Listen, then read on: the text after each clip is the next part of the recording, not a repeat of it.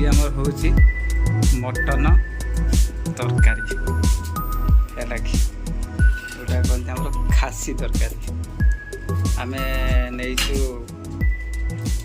अदा रसुण सुखिला Lanka डालचीन Gujarati 2-3टा piece 4टा piece भितर ने सबू मसला पाउडर जोटा आमर मामूली दुकान में मिलूँ जीरा पाउडर धनिया पाउडर लंका गुंड गरम मसाला सबू मिक्सी रे आमे आट ए टाइम ग्राइंडिंग करवा तार गोटे टेस्ट भिन्न टाइप रो लागे गोलमर्च 4-5टा पीस पड़ी लवंग 4-5टा पीस पड़ा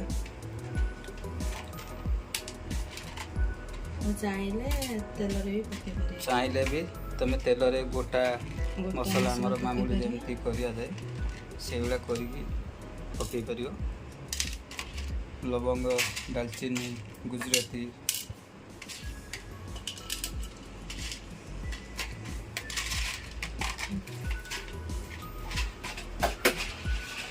ऐसा बर्तमान ताको सब मिसेकी ग्राइंडिंग करदे मु आनी मटन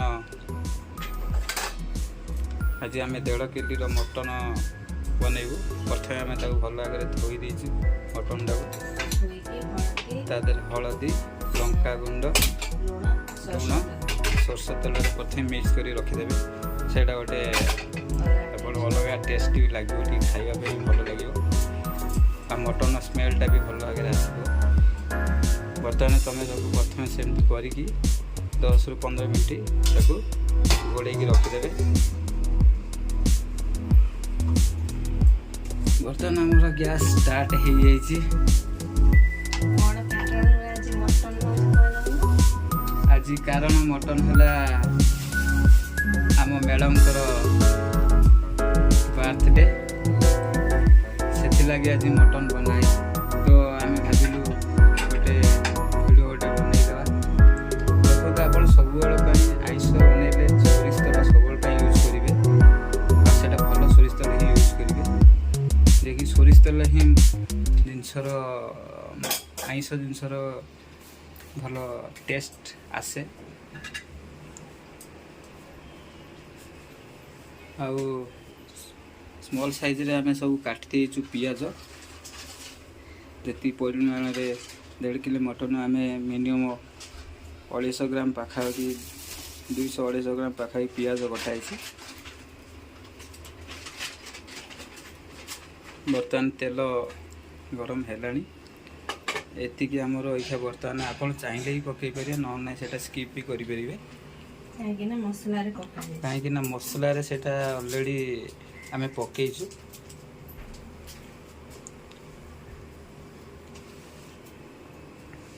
बर्तमान यहाँ आम इच्छा ग्राइंडिंग टे भल से करदे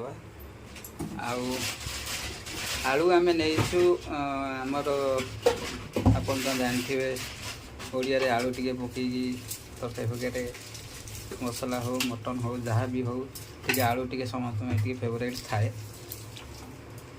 आपन चाहिए भी आलू पकई पारे ना तो नहीं आप आलू भी स्किप करें भल बागे धोई देकी आलू को तब किसी समय पानी रखिदेवे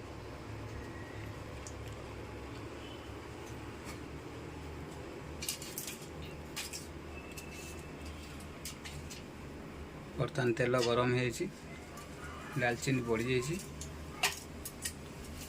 लवंग तेजपत्र गुजराती सबू मिक्स कर पकाई एटा बर्तमान यहाँ कर गोटा पकेले तार गोटे तरकारी गोटे स्मेल गोटे आसे चाहिए भी आप न पकेले भी चलो किंतु आम नहीं यहाँ को पकईचु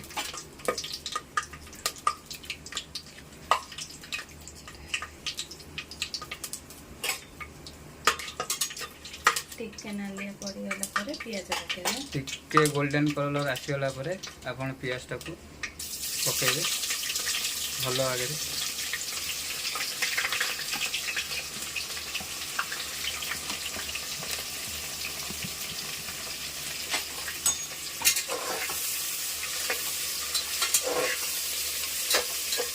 देखो पियाजटाक आप अतिशति भाजबेनि लाइटली भाजबे। देखिए पियाज जो गोल्डन कलर टाइप रे आसीज छाड़ीदे। अधिक रु अधिक भाजीदे भल लगे। वैसा बर्तमान आम जा ये बसीगला या 5 रु 6 मिनट पाखा या टाइम देवा पड़ो ये हवापाई। वैसा आम मामूली आमर जी मसला आम नहीं भलसे ग्राइंडिंग करदे। अच्छा देखु बर्तमान आमर ये पियाज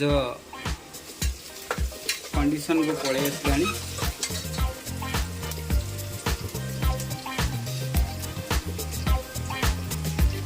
कंडीशन पियाज पलि आसला। आम ग्राइंडिंग कर मसला जो ग्राइंडिंग कर बर्तमान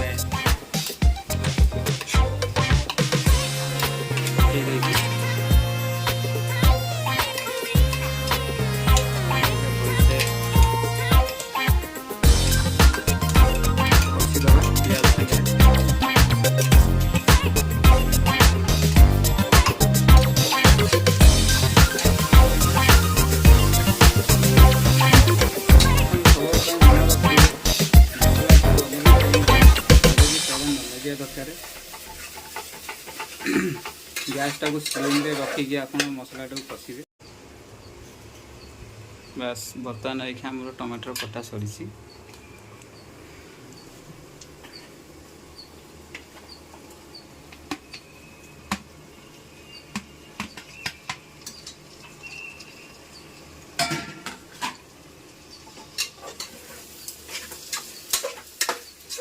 भले से मिक्स कर दियंतु टमाटर।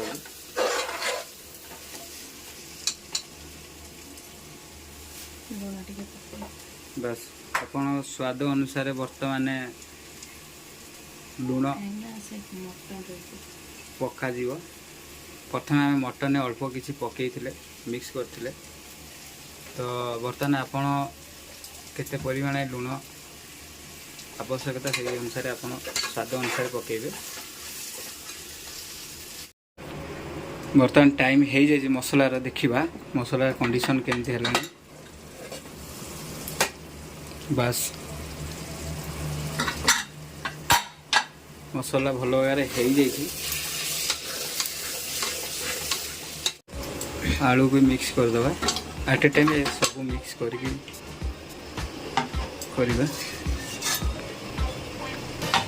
देखो मटन बढ़िया आगे मसला सागे मिसी जाइए।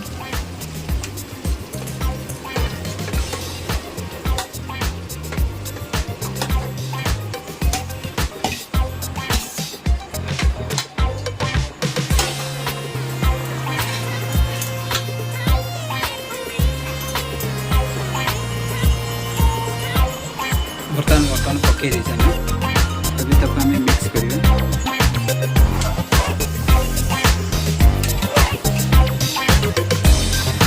देखो सब मन रखिए मसला सागे मटनटा भलसे मिसवा दरकार। बर्तमान 10 मिनट टाइम हो जाए। देखिए मटन कंडीशन केमती अच्छी देखु भल भाग मटन टी बर्तमान तार जो तेल अंश मसला तार जो पर्टिकुलर स्मेलटा जो आसे पलि आसा। बर्तमान आम आर नेक्स्ट काम है देखु मीट मसाला। बर्तमान 10 मिनट टाइम हो जाए देखिए मटन कंडीशन केमती अच्छी देखु देखु बर्तमान आम पानी दबा सब आप देखिए पानीटा को यूज कला बेले गरम पानी ही यूज करेंगे आपण परिमाण हिसाब से आप पानी देवे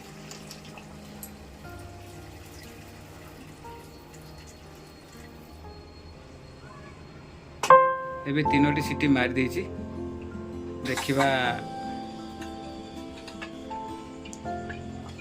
मटन फुल रेसिपी क्लियर हो जाइए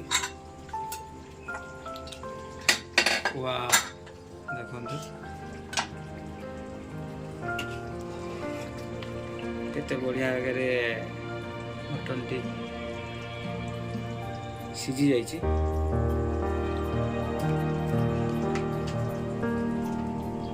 एबे धनिया पत्र अल्प किसी काटी देछि आमे तापरे फाइनली टिके छिंची देबे फाइनली धनिया पत्र पड़ी जाइए मटन टी